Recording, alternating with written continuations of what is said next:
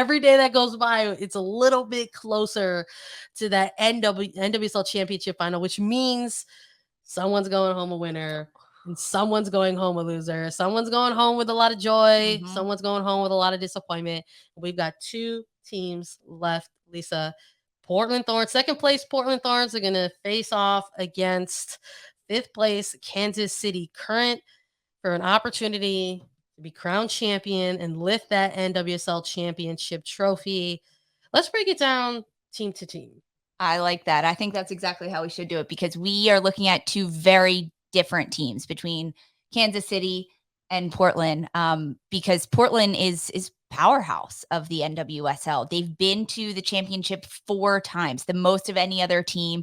They have won it twice. They've been in the final a number of times. They're on 6 straight years just making the postseason. This is a Portland team and a Portland club, frankly, that everyone expected to get here.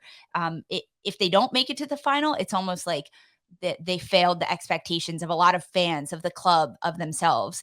And meanwhile, you look at this Kansas City Current side, who 1 year ago finished dead last in the league and has turned it around in just their second season, making it to the NWSL Championship. It's almost like a Cinderella story, which is so cheesy to say, but it really is. From almost like rags to riches in how they turned the year around. And they're just like vastly different stories of how these teams have gotten here. No, I'm with you 100% on that. There's like a little bit of from worst to first kind of synergy out of Kansas City right now. Again, talking to some of those players as well, they're saying a lot of the times throughout that media day today that they've really sort of been taking it match by match especially when it's come to the postseason, because they've had a long journey here, unlike the Thorns, who have had that bye week as a second place team. Fifth place Kansas City had to go through a quarterfinal, had to go through a semifinal, and now they're going to actually be able to participate in this championship final. But let's stick with Portland Thorns if we're going to go by seeding here. Portland Thorns, I think you already set the table, Lisa. They have been here before. In this moment, this is not a moment that they're unfamiliar with, but when we're looking at maybe sort of narrowing it down to the roster, there's a ton of players on this Portland Thorns team that are going to go through this experience for the first time. And we absolutely have to shine a light on the league's 2022 NWSL MVP, Sophia Smith, who was awarded the MVP today at Media Day. And that is one of those players who's going to be participating in her first ever NWSL Championship final. Not only is she breaking Portland record, scoring 14 goals in one season at 22 years old, she's also the youngest player to ever win the NWSL MVP. And she couldn't be more humble about it, right? She was also named to the NWSL Best 11. And after the players got their awards today at Media Day, they were chanting like speech, speech, speech. And so Sophia basically just gave it all back to her teammates, which says a lot about the character of her, and how she is as a person and as a player and as a teammate, saying, I can't be here without every single person on my team, and they are the reason I'm here. And I think that is really, really so telling, because it's really hard to score goals, and to score 14 in one season. She was just 1 goal behind Alex Morgan, Golden Boot winner, at 15 goals. And she's doing it internationally as well for the United States this year. But the fact that she does it so consistently throughout all of the matches for Portland. She had 4 braces this year, which ties the league lead in braces in one season.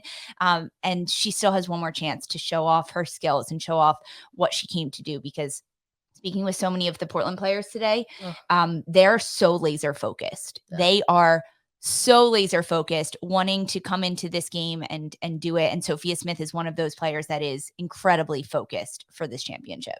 I think for me with Sophia Smith, it's like, yes, it's like the goals that came for her this year, 14 goals, but it's the way in which she got these goals and scored these goals for me.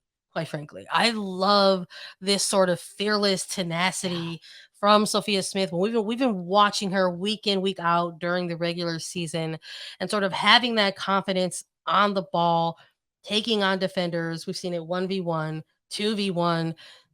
there was a goal against North Yeah. Carolina that she assisted on that was actually where she drew like 7 defenders, so it's just there's a ton of great highlights for this player over 2022. And for me, that's what it's about. We saw all of these, like a ton of them, the 14 goals, 12 of them were inside of the box Yeah. from Sophia Smith. And you're just like, you have to have that type of skill and confidence to just constantly want to take on defenders in this league. And most of the goals that she scores in the box, it's not like she gets a pass and she's standing at the top of the stick. She starts from outside the box and she's dribbles going. into the box, getting past defenders.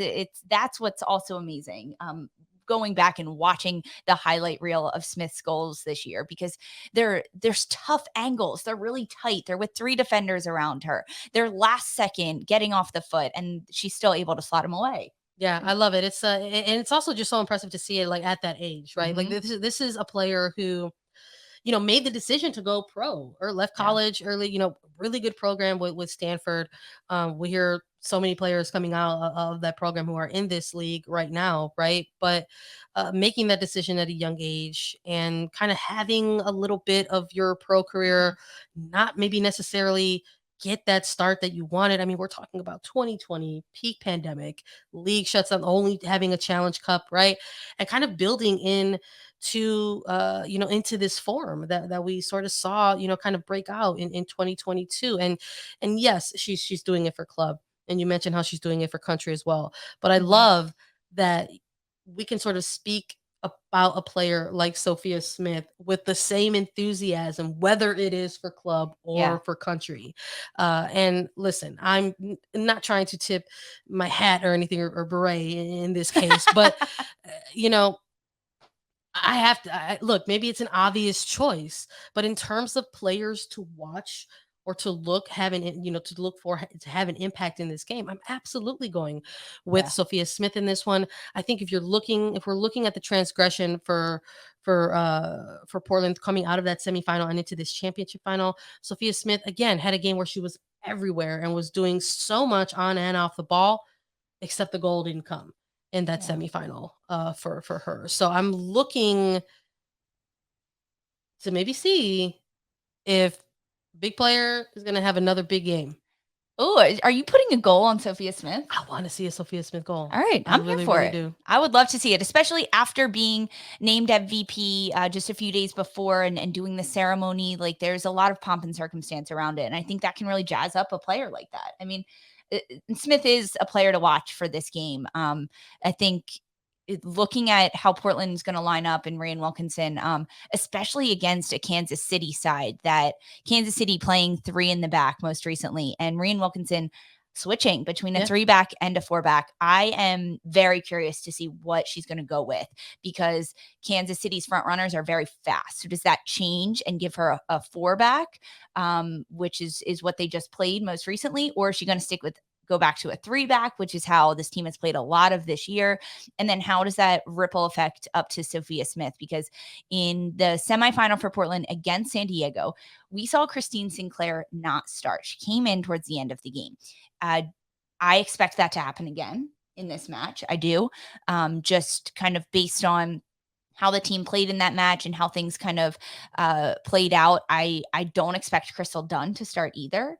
Even though she got the game-winning goal against San Diego, I expect her to come off the bench, maybe even a little bit earlier than we saw in the last match for Portland against San Diego. But I don't expect her to start coming off the bench. And I think knowing that you still have those heavy hitters in Dunn and Sinclair sitting on your bench that are going to come in at some point in this game, I think it kind of fires up that first wave of players. And I think it gives you that assurance that, all right, let's get one, but they're going to come in and probably get some more, but let's get a few to start and make it a little easier for them. No, I'm with you 100%. I think for me, even going into that semifinal and even after it now, more than ever, after having a semifinal win to look at for the Portland Thorns going into this championship final, we're talking about that a little bit with Coach Wilkinson and the different formations that she has sort of challenged, has challenged her roster with, and how they have excelled in that, quite frankly. And that for me, with Portland sort of having that title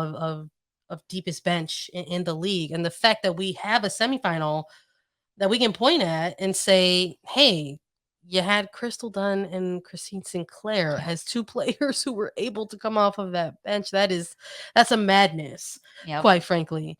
Um, to sort of have going into a championship final. So I'm with you. I would imagine that come Saturday, probably wouldn't be too surprising if we see something similar. Maybe that was a little bit of just a window for first year Thorns head coach Wilkinson to sort of let folks know, like, hey, this is probably how we're going to be rolling out Right. for the duration of this postseason if we make it to the final. I think it is, honestly, because why fix something that's not broken? Yeah. And the lineup that she rolled out with before, it worked really well, right? I mean, when you look back to that San Diego game, yes, the Wave scored first, right? Like opening 8 minutes or so, but Portland responded in the 20th minute, Mhm. and I think that quick response, we heard from the players that there was no disappointment after that San Diego opening goal. It was almost like more motivation. It wasn't like, let's get down, we're going to curl inside of our heads or inside of ourselves, heads down.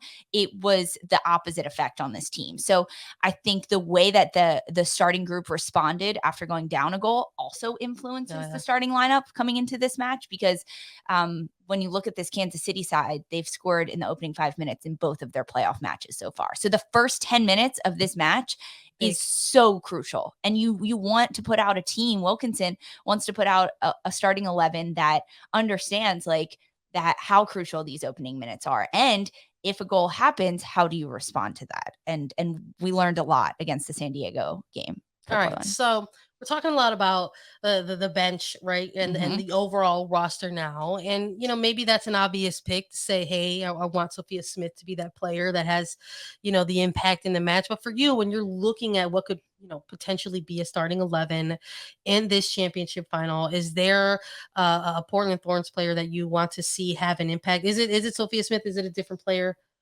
I definitely want to see Sophia Smith have an impact. I think she has to in this type of game. But I also think a player like Bella Bigsby is really huge for this team in goal, because this is a team that Portland can play many different ways when the ball gets back to Bigsby and she has it at her hands. Is she going to go quick? Is she going to look to move in transition? Play a little bit of that KC game that goes so fast and that moves really quickly? Or is Bigsby the one that's is going to look to find feet of the defenders around her and look to play out and build up? Because we know that Portland can do both of those.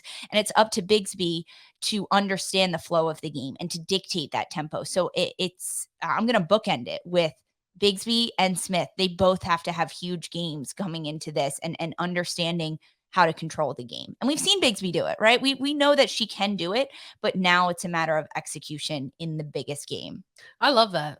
I love that you're going to Mhm. bookend it. You want to, I yes, am. Sophia Smith, right? Again, that obvious choice, but I think Bixby is a good one as well. I think it's important to sort of have those two pieces. I think when you're going into this type of game, this magnitude, that yeah, the goalkeeper is probably another another player that you're going to have a big match.